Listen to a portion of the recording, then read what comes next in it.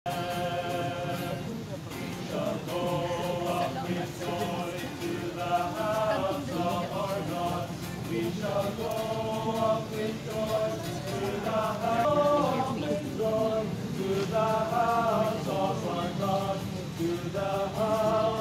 Espiritu Santo, ang Diyos sa paglaong sa sulong na nahimong tao, ipuno ka nato sa talang kalipay o paglaong diha sa pagtuo, pinagi sa gahom sa Espiritu Santo, maanaa kaninyo. Sa kaninyo. Ang atong kalag nagpaabot sa Ginoo, ang Ginoo mao ang atong panabang ug atong panalipod. O ang imong gugma maani ang uta kanamo nga nagapahungutan sa tanan namong paglaom niya kanimo.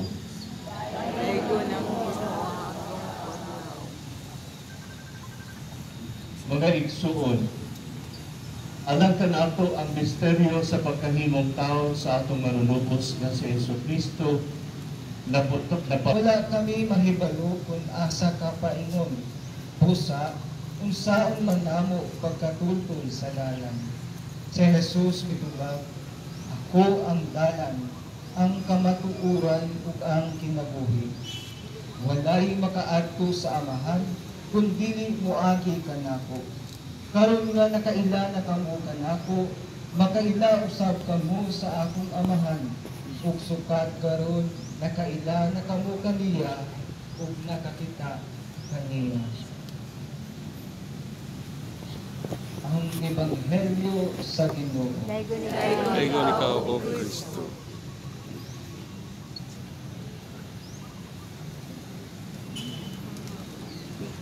Maripay ang kalamati.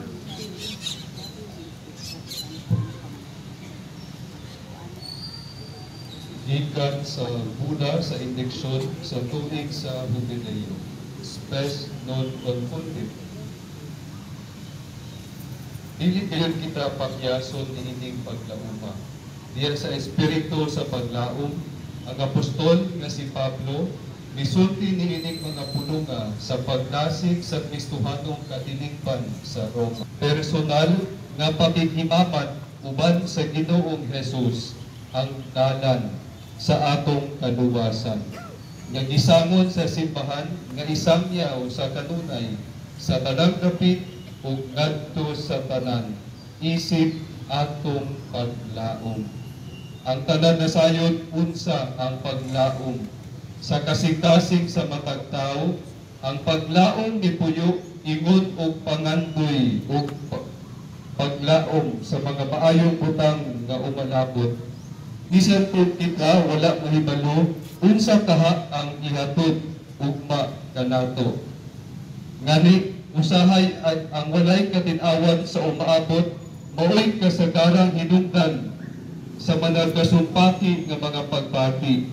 Gikan sa maluhong pagsalin, ngadto sa kapagapa. Gikan sa nahilunang paguna-una, ngadto sa kahigwaos. Gikan sa hugot nga pagtuo, ngadto sa pag-ukon-ukon o pagduha-duha. Kasagaran kitang pagkahinagpo o mga tao nga nagawatan o kadasig, tulong o pananaw o matahapon sa umalabot. Daw wala na gayoy magdulot kanilang kalipay. Alang kanatong tanan, ang Jubileo unta mamahimong kahigayunan nga kita mga bag-o diha sa paglaom. Ang paglaom na himugso gikan sa gugma o nagsumikan sa gugma nga midagayday sa linagpasang kasing-kasing ni Jesus dito sa krus. Kay kaniadtong mga kaaway pakita sa Dios, gipasiguli kita ngadto sa Dios, pinaagi sa kamatayon sa iyang anak. O karon nga kita napasiguli na ngadto sa Dios, labi pagayod nga luwason kita niya, pinaagi sa kinabuhi ni Kristo.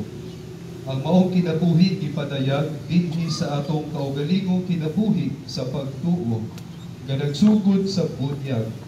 Bilampo diya sa kabukas ngadto sa grasya sa Dios o gihimong buhi pinaagi sa paglaom nga makanunayo gibag-o o gilig-on sa lihok sa Espiritu Santo. Pinaagi sa iya mapadayonong pagkaaniya sa kinabuhi sa peregrinong simbahan.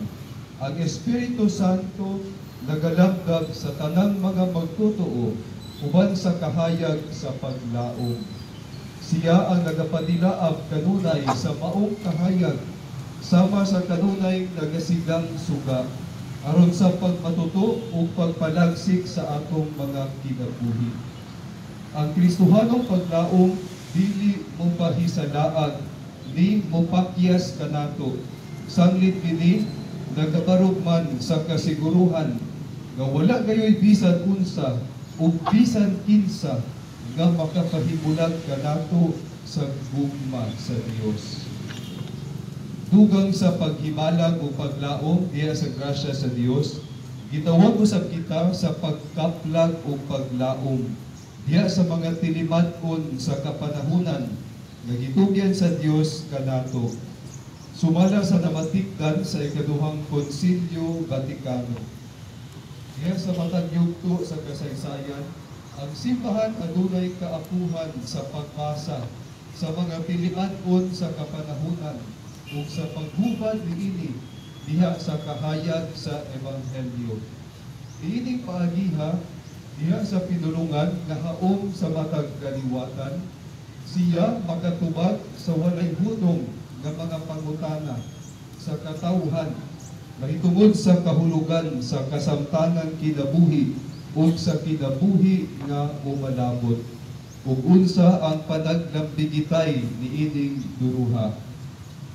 Kinahanglan atong ilhon ang kaayo nga ania niining atong kalibutan.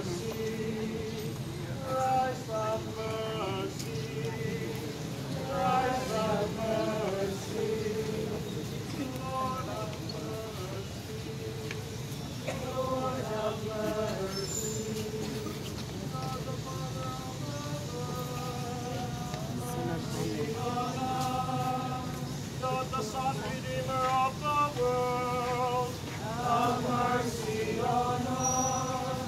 God, the Holy Spirit, have mercy on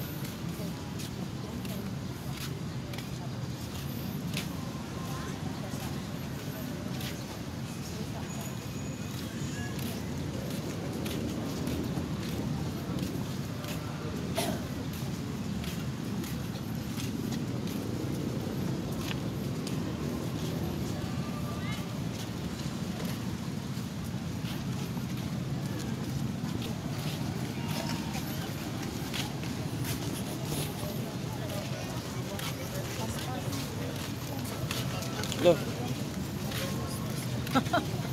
Betul, betul.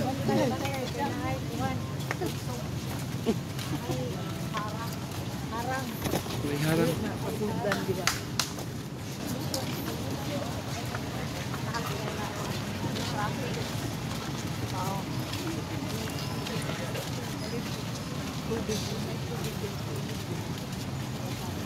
Ini arah. Oke, lingkod sa tanito. Hindi ka kalingkod.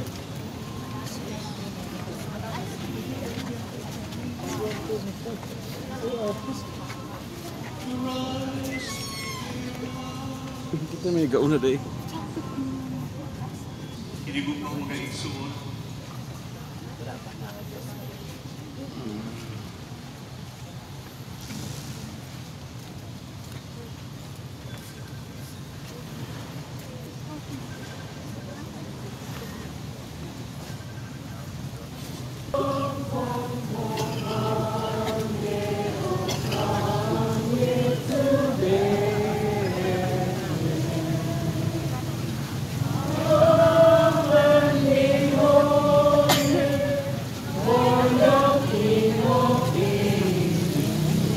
Yan sa kuha mo yun. Yan ay. Yan ay. Pero,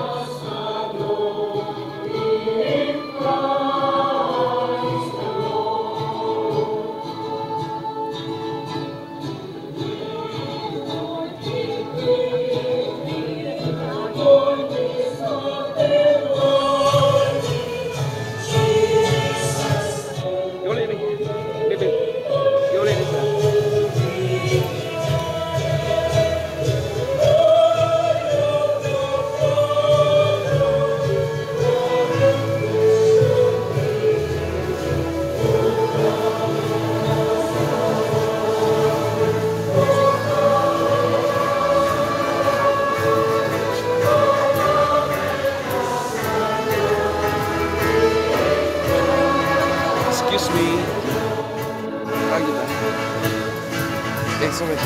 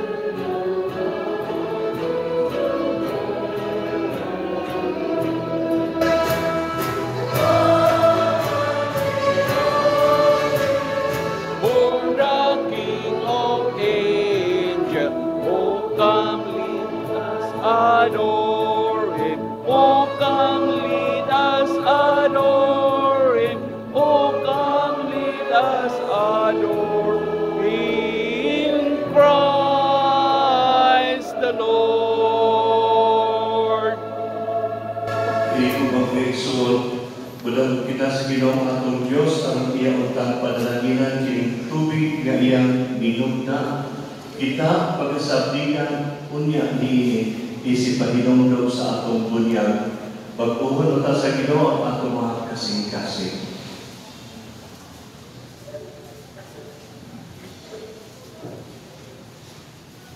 O Ginoong Diyos, kalabing gamhanan, sa kinabuhi ikaw tinugdan o sinugdanan, padalagini kining tubig, nga kanamo unya isaptig. Kami masalikon na among madawat ang pasaylo sa kasalanan, panalipod ika sa tanang balatian o sa paglinda sa dautan, o ang grasya sa imong pag-amungan. O Ginoo, diha sa imong kamao-amuron, hatagi kami tuburan sa buhing tubig, ka nagabuswag ngadto sa tunhay kinabuhi.